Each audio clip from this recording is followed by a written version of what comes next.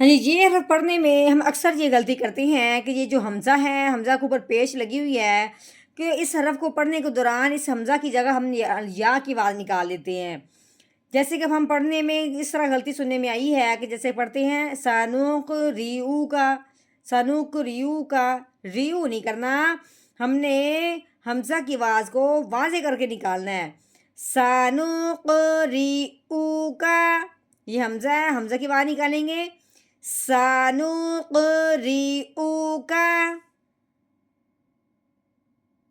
نحمده ونصلي على رسوله الكريم اما بعد فاعوذ بالله من الشیطان الرجیم بسم اللہ الرحمن الرحیم۔ السلام علیکم ورحمۃ اللہ وبرکاتہ۔ امید ہے آپ سب خیریت سے ہوں گے، انشاءاللہ جہاں ہوں گے ایمان اور صحت کی نعمت سے مالا مال ہوں گے۔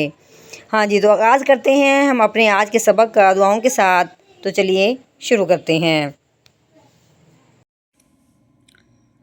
اللہم صلی علی سیدنا و مولانا محمد وعلی آل سیدنا و مولانا محمد وبارک وسلم۔ رب اشرح لی صدری ویسر لی امری واحلل عقدۃ من لسانی یفقہوا قولی۔ رب زدنا علما، رب زدنا علما، رب زدنا علما۔ اعوذ باللہ من الشیطان الرجیم بسم اللہ الرحمن الرحیم۔ ہاں جی، یہ سین ہے، سین سیٹی والا حرف ہے، اس کے اوپر جو لگی ہوئی ہے اس کو زبر کہتے ہیں، ٹھیک ہے؟ تو کیسے پڑھیں گے سین کو زبر کے ساتھ؟ سین زبر سا، یہ نون ہے، نون کے اوپر کیا لگی ہوئی ہے؟ پیش لگی ہوئی ہے۔ آگے یہ قوف ہے، قوف کے اوپر کیا لگی ہوئی ہے؟ دال نما، اس کو کہتے ہیں جزم۔ یہ جزم جس حرف کے اوپر بھی آتی ہے اس حرف کو ساکن کہتے ہیں۔ اب یہ جزم قوف کے اوپر آئی ہے تو اب یہ ہو گیا قوف ساکن۔ ساکن حرف جو ہوتا ہے وہ پچھلے والے حرف کو اپنے ساتھ ملاتا ہے۔ اب یہ قوف نے سین کو، نون کو اپنے ساتھ ملانا ہے، ٹھیک ہے؟ نون کے اوپر پیش ہے، قوف کے ساتھ ملائیں گے۔ دوسری بات، یہ جزم آ جائے اگر حروف کلکلہ پہ، جیسے کہ اب یہ قوف ہے، یہ حروف کلکلہ کے اوپر، یہ حروف کلکلہ ہے، یعنی جو ہم نے حروف کلکلہ یاد کیے ہوئے ہیں، قوف، تو، با، جیم، دال، یہ 5 حروف کلکلہ ہیں۔ ان حرف میں سے کسی ایک حرف پہ جزم آ جائے تو اس حرف کو ہلا کے پڑھتے ہیں۔ اب یہ جزم قوف کے اوپر آئی ہے، قوف حروف کلکلہ ہونے کی وجہ سے ہلے گا، ٹھیک ہے؟ نون کو قوف کے ساتھ ملائیں گے اور وہ بھی ہلاتے ہوئے۔ کیسے؟ نون قوف پیش نو ق۔ اب جو ہم نے کیا نا نو ق، یہ کیا ہے؟ حروف کلکلہ ہے، ٹھیک ہے؟ کیسے پڑھیں گے؟ نو ق سانو ق۔ ہاں جی، آگے یہ دیکھیں، یہ رو ہے، رو کے نیچے کیا لگی ہوئی ہے؟ زیر لگی ہوئی ہے۔ رو کے نیچے اگر آ جائے زیر تو اس رو کو باریک پڑھتے ہیں، تو کیسے پڑھیں گے؟ رو زیر ری سانقری۔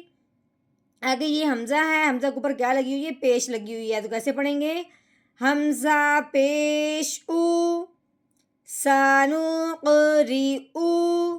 یہ کاف ہے، کاف کے اوپر کیا لگی ہوئی ہے؟ زبر، کاف زبر کا، سانقرئک کا۔ جو حرف پڑھنا ہے اس کی ویسی آواز نکالنی ہے۔ اب اس کے پڑھنے میں اکثر یہ غلطی ہو جاتی ہے، ہم پڑھتے ہیں سنوق ریو کا، ریو نہیں کرنا، ریو حمزہ کی آواز واضح نکالنی ہے، سنوقرئک کا، ٹھیک ہو گیا؟ آگے یہ فا ہے، فا کے اوپر لگی ہوئی ہے زبر، فا زبر فا۔ یہ لام ہے، لام کے اوپر لگی ہوئی زبر۔ آگے یہ الف ہے، الف سے پہلے حرف پہ اگر زبر آ جائے اس حرف کو ایک الف کے برابر لمبا کرتے ہیں۔ اب اپنے لام کو لمبا کرنا ہے الف سے پہلے زبر آنے کی وجہ سے، تو کیسے پڑھیں گے؟ لام الف زبر لا فالا۔ ہاں جی، آگے دیکھیے یہ تا ہے، تا کے اوپر کیا لگی ہوئی ہے؟ زبر۔ آگے یہ نون ہے، نون کے اوپر جزم ہے، تو یہ ہو گیا نون ساکن، جیسے کہ ہم نے قوف کو ساکن بنایا تھا۔ اب یہ نون ساکن ہے، نون ساکن یعنی جزم جس حرف کے اوپر بھی آتی ہے اس حرف کو ساکن کرتے ہیں۔ لیکن جب یہ جزم نون کے اوپر آئے، نون ساکن جب ہوتا ہے تو پھر اس کو پڑھنے سے پہلے اگلے حرف کو ضرور دیکھتے ہیں اگلا حرف کون سا آیا ہے۔ تو اب جب ہم نے دیکھا ہے تو اگلا حرف سین ہے، تو سین حروف ہلکی میں سے نہیں ہے۔ اگلا حرف کیوں دیکھنا ہوتا ہے؟ اسی لیے دیکھنا ہوتا ہے کہ آگے حروف ہلکی میں سے یا لام اور را میں سے کوئی حرف اگر آ جائے تو پھر ہم نے نون ساکن پہ غنہ نہیں کرنا ہوتا، اگر حروف ہلکی میں سے کوئی حرف نہ آئے پھر ہم نے نون ساکن پہ غنہ کرنا ہوتا ہے۔ اب یہ سین حروف ہلکی میں سے نہیں ہے، اب ہم نے نون ساکن پہ غنہ کرنا ہے، وہ بھی کون سا؟ اخفا کا۔ تو کیسے پڑھیں گے؟ تانون زبر تاؤ، ٹھیک ہے۔ سین کے اوپر کیا لگی ہوئی؟ کھڑی زبر، اس کے اوپر لگی ہوئی ہے مد، ٹھیک ہو گیا۔ کھڑی زبر جس حرف کے اوپر بھی آتی ہے اس حرف کو ایک الف کے برابر لمبا کرتے ہیں۔ اب کھڑی زبر سین کے اوپر آئی ہے، سین کو ہم نے کرنا ہے ایک الف کے برابر لمبا۔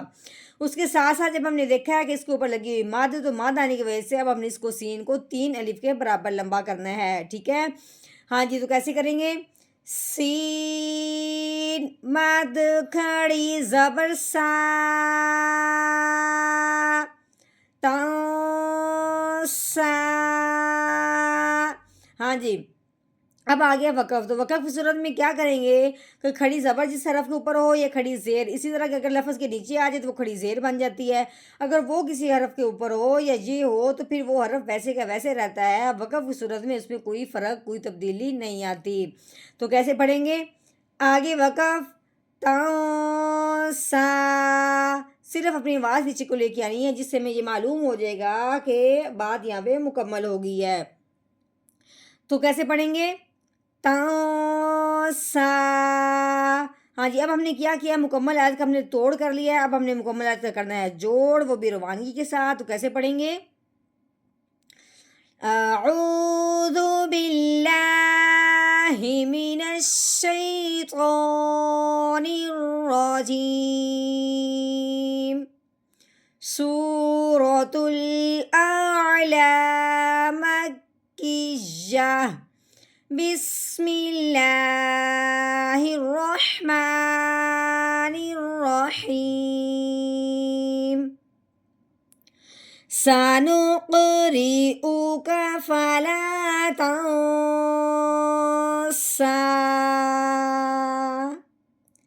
سنقرئک فلا تنسى،